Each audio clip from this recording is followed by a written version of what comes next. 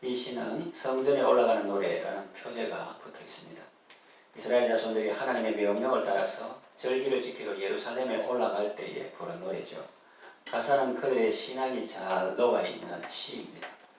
이런 본문은 하나님께서 당신을 경외하는 자에게 주시는 복을 노래하고 있습니다.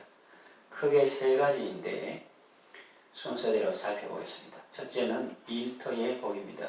성경이 말하는 복은 세상이 말하는 복과 다릅니다. 세상은 로또 당첨된 것이나 부자 되는 것이나 시험에 합격하는 것이나 회사에서 승진하는 것을 복이라고 말합니다. 아무래도 물질적이고 육신적이고 가시적인 것에 치중하는 경우가 많습니다. 성경이 말하는 복은 그 이상이라고 볼 수 있습니다. 세상이 말하는 것을 무시하거나 배제하지는 않지만 아무래도 그보다 더 근본적이고 가치적이고 영적인 면을 중요시하죠. 1절에 여호와를 경외하며 그의 길을 걷는 자마다 복이 있다고 말씀합니다. 이것은 세상에 알 수 없는 비밀입니다. 무슨 내 집을 마련한 것도 아니고 복권에 당첨된 것도 아닌데 복 있는 자라고 말씀하시니 의아하게 여길 것입니다.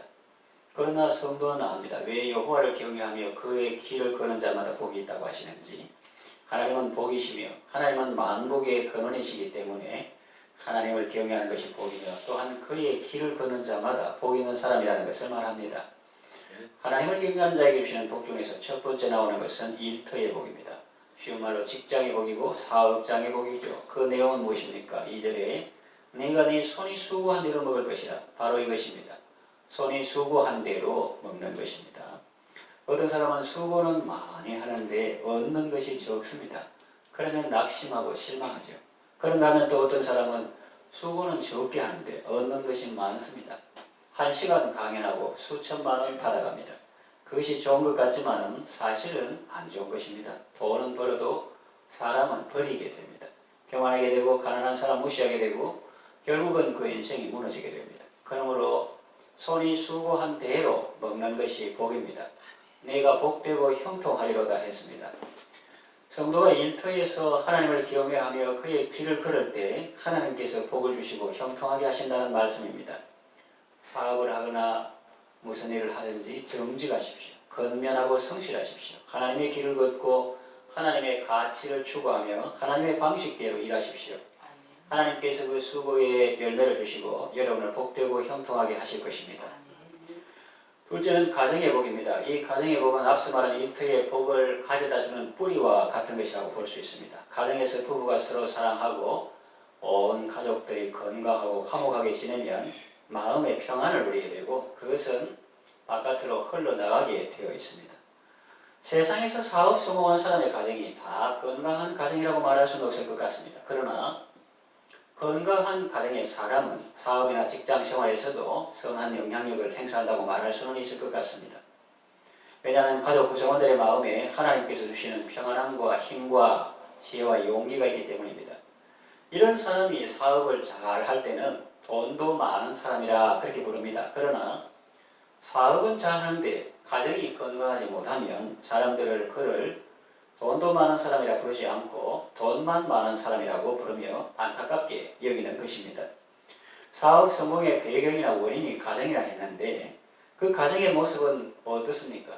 그 카메라를 일터를 비추던 것을 이제 집안으로 이렇게 싹 비추면 그 가정의 모습은 어떠냐는 거예요. 3절에 내 집 안방에 있는 내 아내는 결실한 포도나무 같으며 내 식탁에 둘러앉은 자식들은 어린 감람나무 같으리로다 그랬어요. 가정이 아주 내실이 있고 소망이 가득한 모습입니다. 휑하고 설렁하고 그런 가정이 아니고 아주 내실 있고 소망이 가득한 모습이죠. 아내를 왜 아내라 할까요? 우리말로 그렇게 풀이하는 것을 보았습니다. 아내는 왜 아내라 하나? 아내의 해, 원래 아내의 해인데 그것을 아내라 한다 하는 거죠. 안에서 해와 같이 빛난다. 집안에서는 해처럼 밝고 환하며 구석구석 빛을 비추고 가족들에게 힘과 에너지를 공급합니다. 집 밖에서는 은은한 달처럼 빛납니다. 바깥에서는 특별히 자신을 드러내지는 않지만 그 우아한 자태와 단아한 모습이 은은하게 드러난다는 의미입니다. 이렇게 안에 해가 되고 바깥에는 달처럼 돼야 되는데 이 거꾸로 되면 곤란하겠죠. 안달 박해가 되면 어떻게 될까요? 그 안에서는 달처럼 은은하게 표시도 안 나고 아무 드러나는 것도 없고 바깥에서는 화려하고 밖에서는 유명하고 화려한데 집 안에서는 선한 영향력이 없고 너무 정리가 안 되고 무질서하게 살면 보통 사람들이 말하는 게 있죠. 부엌에 개가 똥을 싼 정도라고 말하죠. 저는 지금 가부장적 사회질서를 말하는 것이 아닙니다. 여성은 집 안에 있어야 한다. 그런 말도 하려는 것이 아닙니다. 저는 커리어 우먼을 반대하지 않습니다. 요즘 같은 시대에는 외벌이 가정보다 맞벌이 가정이 많습니다. 얼마나 수가 많습니까? 남성도 여성도 똑같이 사회생활을 할 수 있습니다. 다만 전문 분야가 좀 다를 수는 있습니다.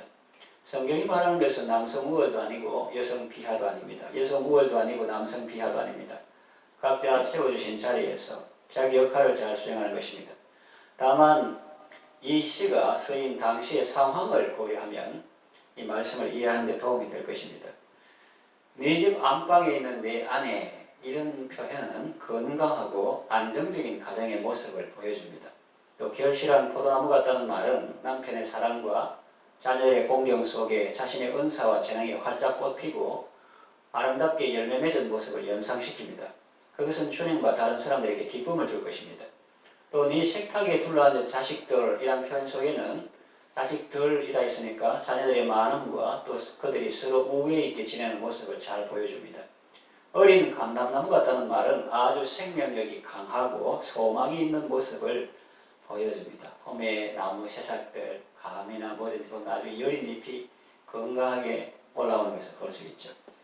이처럼 하나님이 주시는 복은 가정은 엉망인데 사업만 잘 되는 것이 아니라 가정의 복이 일터까지 흘러 넘쳐서 좋은 열매를 맺는 것입니다.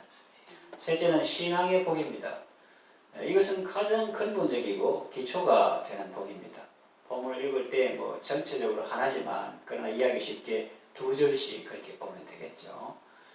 일터의 복, 가정의 복, 신앙의 복 이렇게 볼 수 있습니다. 모든 아내들이 다 자기 위치를 지키는 것이 아닙니다. 네 집 안방에 있는 내 아내, 안방에 없고 바깥에 있는 그런 아내도 있겠죠. 모든 아이들이 다 자기 위치를 지키는 것은 아닙니다. 또 모든 자식들이 다 부모를 공경하고 서로 우애하는 것도 아닙니다.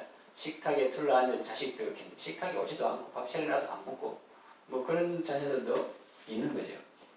요즘 자기 남편 몰래 바람 피우는 여성들도 있습니다. 아내 몰래 외도하는 남성들도 있습니다. 부모에게 반항하고 대드는 자식들도 있습니다. 형제간에 다투고 소송하는 자식들도 있습니다. 그런데 이 시에 등장하는 가정은 전혀 그렇지 않습니다. 아까 3절, 4절 표현 본 바와 같이 전혀 그렇지 않습니다. 결실한 포도나무 같은 아내는 안방에서 자기 위치에 맞는 역할을 잘 수행하고 있습니다. 어린 감람나무 같은 자식들은 식탁에 함께 둘러앉아 있습니다. 무엇이 이들로 하여금 좋은 아내가 되게 하고 좋은 자녀들이 되게 하고 좋은 남편이 되게 하고 좋은 아버지가 되게 했을까요? 그것은 바로 믿음입니다. 4절 여호와를 경외하는 자는 이같이 복을 얻으리로다 했는데 그 복의 뿌리는 바로 하나님이라는 말입니다. 신앙이라는 말입니다. 5절에 보면 여호와께서 시온에서 내게 복을 주실지어다 했죠. 시온에서 복을 주신다고 말씀합니다. 복을 일터에서 준다 혹은 집에서 준다고 표현할 수도 있지만 그렇게 표현하지 않고 이렇게 시온에서 주신다고 표현한 이유는 하나님께서 복을 주실 때 하나님의 나라를 통해서 복을 주시고 교회를 통해서 복을 주시겠다는 의미가 아니겠습니까? 이어지는 말씀도 같은 맥락입니다. 너는 평생에 예루살렘의 번영을 보며 했는데 예루살렘은 하나님의 성전이 있던 것입니다. 하나님을 경외하는 사람에게 하나님은 교회를 통해서 복을 주시고 성도들이 잘 되는 것을 보게 하신다는 의미입니다. 6절에 내 자식의 자식을 볼지어다 그랬어요. 자식의 자식을 보려면 어떻게 해야 됩니까? 일단 오래 살아야 되죠. 그리고 전쟁이나 재난이 없어야 합니다. 그러므로 이 말씀은 장수와 평안의 복을 주신다는 의미입니다. 이것이 얼마나 큰 기쁨입니까? 자기 잘 되는 것보다 자녀들이 잘 되는 것이 얼마나 큰 기쁨인데요. 사도 요한은 이렇게 말했습니다. 요한 3서 4절 내가 내 자녀들이 진리 안에서 행한다 함을 듣는 것보다 더 기쁜 일이 없도다. 그리고 사도 바울도 데살로니가 교회 성도들을 향해서 이렇게 말했습니다. 너희는 우리의 영광이요 기쁨이다. 우리가 주님 앞에 설 때 너희들이야말로 우리의 자랑이요 소망이요 기쁨의 멸관이다. 그런 말을 했습니다. 여러분은 하나님의 복을 받을 때 일터의 복과 가정의 복을 받되 더욱 신앙의 복을 많이 받으시기 바랍니다.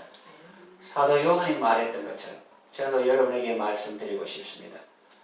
집에도 있고 성구 잘 아시는 말씀인데 사도 요한이 말했던 것처럼 제가 여러분에게 말씀드리고 싶습니다. 여러분의 영혼이 잘된 같이 범사가 잘되고 강건하시기를 바랍니다. 만복의 근원이신 하나님으로부터 먼저 신앙의 복을 받으시고 시온에서 복을 주신다 했으니까 신앙의 복을 받으시고 그로 인해서 가정의 복과 일터의 복도 받으시고 건강의 복도 받으시기 바랍니다. 하나님의 복이 여러분의 영혼과 가정과 일터에 가득하기를 예수님의 이름으로 축원합니다. 기도하겠습니다. 여호와를 경외하며 그의 길을 걷는 자마다 복이 있음을 일깨워 주셔서 감사합니다. 만복의 근원은 하나님이십니다. 하나님께서 우리의 영혼이 잘 되게 하시고 가정이 화목하게 하시고 모든 일이 잘 되게 하시며 육신도 건강하게 하십니다. 하나님을 경외하며 하나님의 길을 걷게 하소서. 그리하여 일터와 가정과 신앙생활에서 하나님의 복을 많이 받게 하소서. 예수님의 이름으로 기도합니다. 아멘.